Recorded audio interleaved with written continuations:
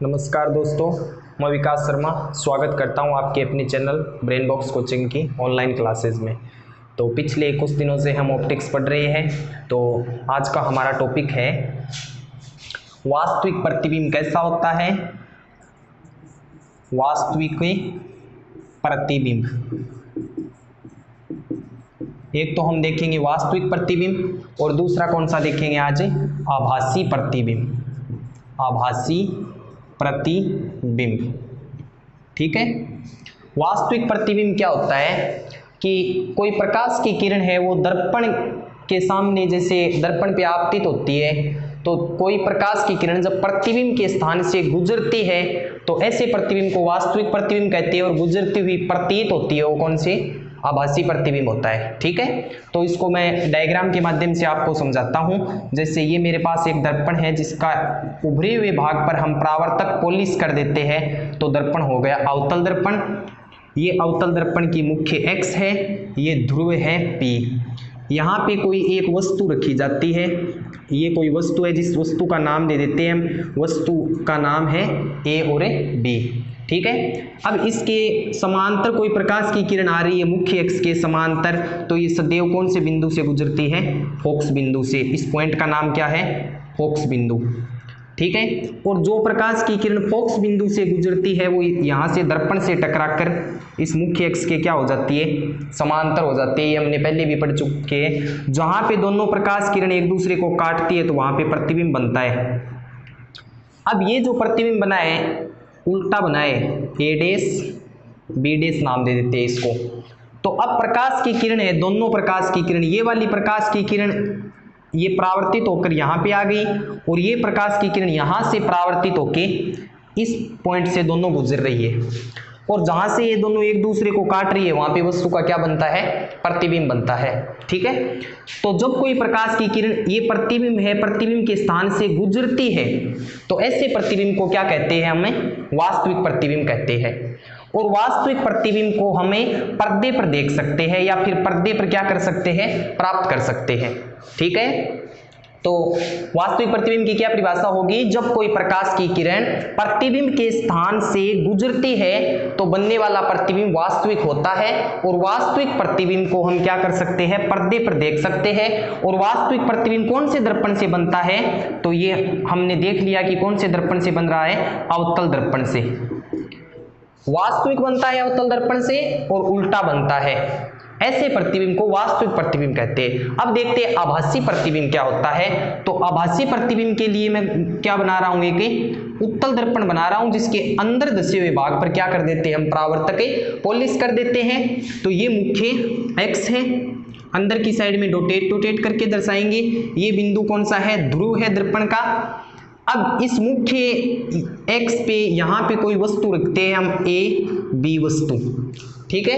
अब इससे प्रकाश की किरण चल रही है तो ये प्रकाश की किरण इस मुख्य एक्स के क्या है, समांतर है, जो यहां से गुजर जाती है। लेकिन इसको पीछे बनाएंगे तो ये कहां से आती हुई प्रतीत होती है, हमें F बिंदु से, फोकस बिंदु से आती हुई प्रतीत होती है, ठीक है।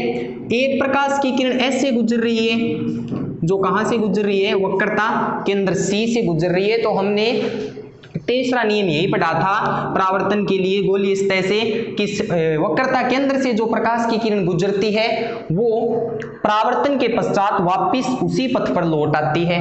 अब ये दोनों प्रकाश की किरण यहाँ पे एक दूसरे को प्रतिच्छेद कर रही है, यानी प्रतिच्छेद करती हुई प्रतीत हो रही है। तो यहाँ पे वस्तु का क्या बनाएंगे, प्रतिबिंब बनाएंगे, A डैश B डैश, ठीक है। ये प्रतिबिंब कैसा बना है, सीधा बना है। और ऐसे प्रतिबिंब को क्या कहते हैं, आभासी प्रतिबिंब। यानी कि यहाँ पे दोनों प्रकाश की किरण है, इसको मैंने डॉटेड लाइन से दर्शाया, यानी ये गुजरती हुई प्रतीत होती है। एक्चुअल में ऐसा नहीं होता है। आभासी प्रतिबिंब की क्या परिभाषा हो गई कि जब कोई प्रकाश की किरण प्रतिबिंब के स्थान से गुजरती हुई प्रतीत होती है, यहाँ पे ये दोनों प्रकाश की किरण गुजरती हुई प्रतीत हो रही है, तो ऐसे प्रतिबिंब को क्या कहा जाता है, आभासी प्रतिबिंब कहा जाता है। आभासी प्रतिबिंब को हम पर्दे पर प्राप्त नहीं कर सकते हैं, पर्दे पर इसको नहीं देखा जा सकता है। और उत्तल दर्पण से बनने वाले प्रतिबिंब कैसे होते हैं, आभासी प्रतिबिंब होते हैं, ठीक है। तो इन दोनों में से अंतर भी पूछा जा सकता है एग्जाम में कि वास्तविक प्रतिबिंब और आभासी प्रतिबिंब में अंतर बताइए। तो क्या बताएंगे कि वास्तविक प्रतिबिंब में प्रकाश की किरण प्रतिबिंब के स्थान से गुजरती है, जबकि आभासी प्रतिबिंब में प्रकाश की किरण है वो प्रतिबिंब के स्थान से गुजरती हुई प्रतीत होती है। दूसरा अंतर क्या हो जाएगा कि वास्तविक प्रतिबिंब को हम पर्दे पर प्राप्त कर सकते हैं, लेकिन आभासी प्रतिबिंब को पर्दे पर प्राप्त नहीं कर सकते। तीसरा अंतर कि अवतल दर्पण से प्रतिबिंब वास्तविक बनता है और उत्तल दर्पण से प्रतिबिंब आभासी बनता है। ठीक है, तो ये हो गया हमारा वास्तविक और आभासी प्रतिबिंब। अब इसके साथ ही एक टॉपिक और देख लेते हैं छोटा सा, कि एक तो होती है बिंब दूरी, बिंब दूरी, और एक होती है प्रतिबिंब दूरी, प्रतिबिंब दूरी। ये क्या होती है? तो बिंब दूरी और दूसरी कौन सी है? प्रतिबिंब दूरी। बिंब दूरी को वस्तु की दूरी भी बोलते हैं, जिसे u से दर्शाया जाता है, और प्रतिबिंब की दूरी को स्मॉल v से दर्शाया जाता है। ठीक है, तो ध्यान से देखना, जहां से पे वस्तु रखी है दर्पण के सामने, उस वस्तु की ध्रुव तक की दूरी, उस वस्तु से लेके ध्रुव तक की ये जो दूरी है, यहां से लेके यहां तक की इस दूरी को क्या कहते हैं? हमें बिंब दूरी कहते हैं, जिसे u से दर्शाया जाता है। ये क्या हो गई? बिंब दूरी। अब प्रतिबिंब जहां पे बना है, ये प्रतिबिंब बन रहा है वस्तु का a डैश b डैश, इस प्रतिबिंब से लेके ध्रुव तक की जो दूरी होती है उसको बोलते हैं प्रतिबिंब दूरी, जिसे v से दर्शाया जाता है। ठीक है, तो वस्तु है बिंब दूरी और प्रतिबिंब दूरी। बिंब दूरी में बिंब बोलते हैं वस्तु को, यानी कि ये ए बी है, ये क्या है? वस्तु है, जिसे हम बिंब भी बोल सकते हैं, ऑब्जेक्ट बोलते हैं इसे। तो वस्तु से लेके ध्रुव तक की जो दूरी है उसे तो कहते हैं बिंब दूरी, जिसे u से दर्शाते हैं। और प्रतिबिंब से लेके, प्रतिबिंब जहां पे बना है वहां से लेके ध्रुव तक की जो दूरी होती है उसे क्या कहते हैं? हमें प्रतिबिंब दूरी कहते हैं, जिसे v से दर्शाया जाता है। सेम यही कंडीशन इसमें है, ये a से लेके यहां तक, ए बी से लेके ये वस्तु है, वस्तु की ध्रुव तक की जो दूरी है उसे तो बोलते हैं u, यानी बिंब दूरी। और ये प्रतिबिंब बना है ए डैश बी डैश, यहां से लेके इस प्रतिबिंब तक की जो दूरी है उसे क्या कहते हैं? हमें v, यानी प्रतिबिंब दूरी। ठीक है, तो ये आपका छोटा सा टॉपिक था। अब हम देखते हैं कि आवर्धन क्षमता क्या होती है, दर्पण की आवर्धन क्षमता। अगला टॉपिक है हमारा दर्पण की आवर्धन क्षमता। क्या होती है? आवर्धनता या फिर दर्पण की आवर्धन क्षमता, मैग्निफिकेशन ऑफ ए मिरर। क्या होता है देखना, इसको दर्शाया जाता है स्मॉल m से, मैग्निफिकेशन बोलते हैं इसलिए इसको m से दर्शाया जाता है। तो आवर्धन क्षमता m बराबर क्या होता है कि प्रतिबिंब जो बना है, प्रतिबिंब की ऊंचाई, प्रतिबिंब की ऊंचाई और इसका अनुपात निकाल लो प्रतिबिंब की ऊंचाई का किसके साथ है?